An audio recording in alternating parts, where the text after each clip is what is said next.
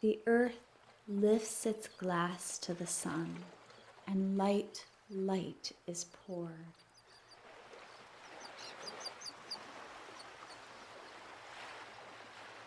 Poetry is the language of the soul. So in terms of expressing the images and feelings and sensations that arise in the heart, poetry is especially suited to this. It just has all of the metaphors that I experience when I whirl myself.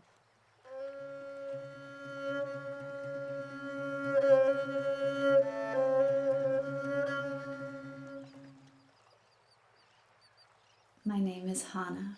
I've been whirling for about 7 years now. Whirling is a practice of spinning around one center.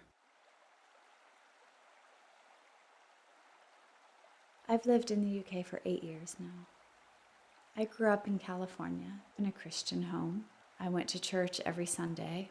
When I was about 14, I started to research other religions. I think I was wanting to understand my own upbringing and the way religion had been presented to me, and I just wanted a wider perspective. For a while now, we have been called Sufis, those who wear wool, those whose hearts have been purified by God. One of the things I really appreciate about Sufism is its capacity to hold multiple religious beliefs within it. So one can be a Christian Sufi or a Muslim Sufi or a Hindu Sufi, because the root is opening the heart to God. And God is God, whatever name we put on it. I am Mevlevi. The Mevlevi are one of the Sufi orders. They are refined, devoted to music and to poetry.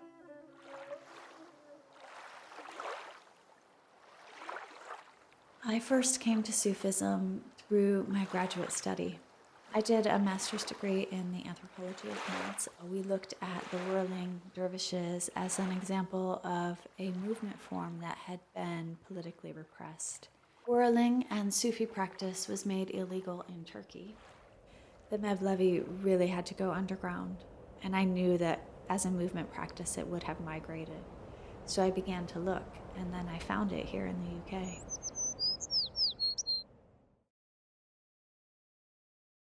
After I saw my first ceremony, I started going to practices every week. Whirling with the London group was an amazing experience. It's just a profound and really rare opportunity. Being a dancer, I was really pleased that this was a moving path towards God, a moving meditation, so to speak. The group in London, however, really has controls around it, as actually many Sufi orders do and many religious structures do. They insisted that I only whirled with them and that I could not whirl anywhere else, or on my own, really. In time, this became really stifling to me, and I felt that no one has the authority to tell me when or when I can't spin around on myself. I wanted to whirl on my own outside of that ceremony to really explore what whirling itself is. And what I found when I was whirling on my own is that it's just as profound.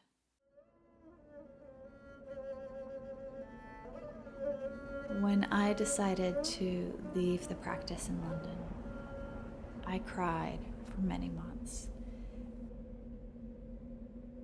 There was this time of solitude when I whirled alone for many, many months.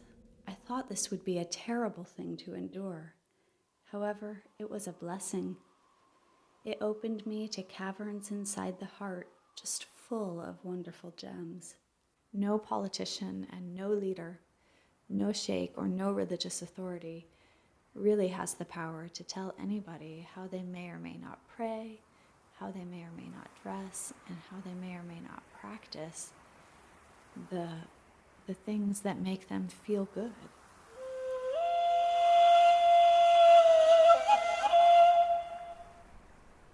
When we enter a path of spiritual development, we must enter it with sincerity and study and submit to its teachings. But along with that, we must question that path and make sure that the fruits are good in our lives.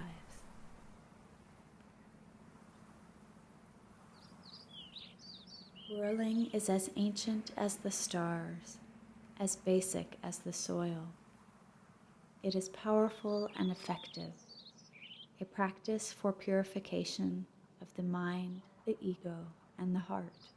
You are spinning the fluids of the body around at a high rate of revolution, and this works like a centrifuge, literally purifying the blood. Whirling is a sacred form of trance where the heart, the emotions, the body, the spirit are unified in an upward movement. And in that upward movement, the mind enters other dimensions. These dimensions are called the subtle planes. So while the body is whirling in place, the mind is actually traveling in the subtle dimensions, and it can go anywhere.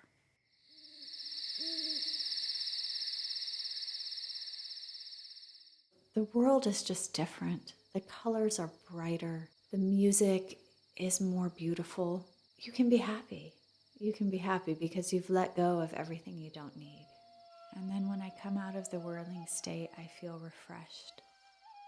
It's a real gem to find a practice that is so effective at opening the heart so completely. Sama is the word for the ceremony of whirling, where we gather in a round building called a durga or a teke. Those who are whirling are in the middle on a beautifully polished wood floor. It's beautiful to do it in a group.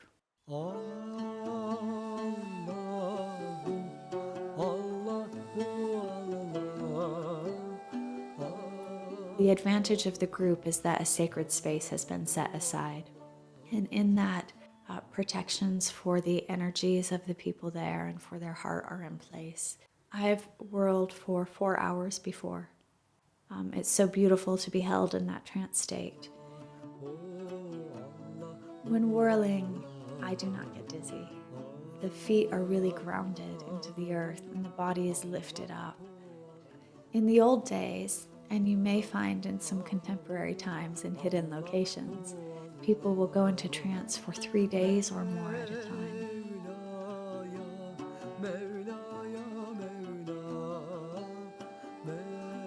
I am connected now to many Sufi groups around the world.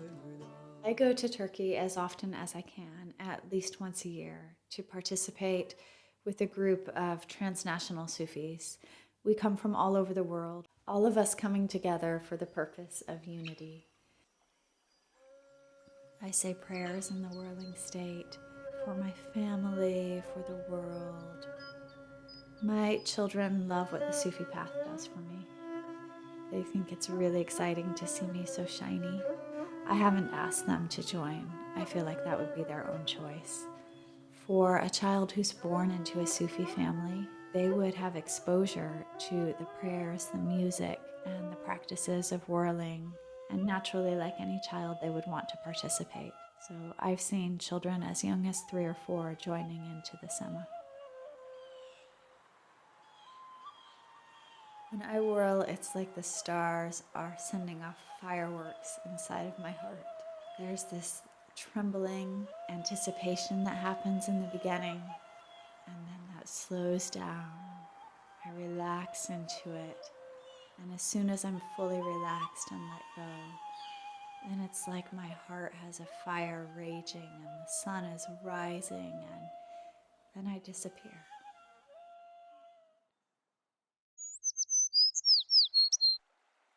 It's really nice to lay down or go into nature and just be with that aware state. The love is pouring in through the top of my head. Love is the presence of life. It is the life force.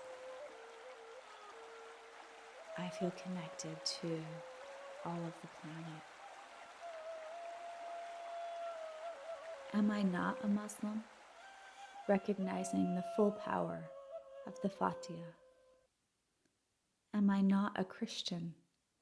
Knowing at heart the love of the Christ. Am I not a Hindu, having seen and felt the resplendent nature of Krishna and of Shiva?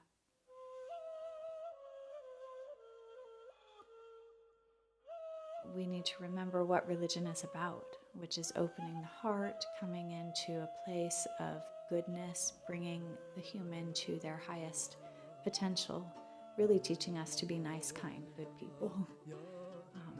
When we go beyond that and we insist that my religion is the only right one, that's where that original purpose of religion starts to get distorted. My mother is love. My father is love. I am a child of love. We have come here to this earth only to be loved.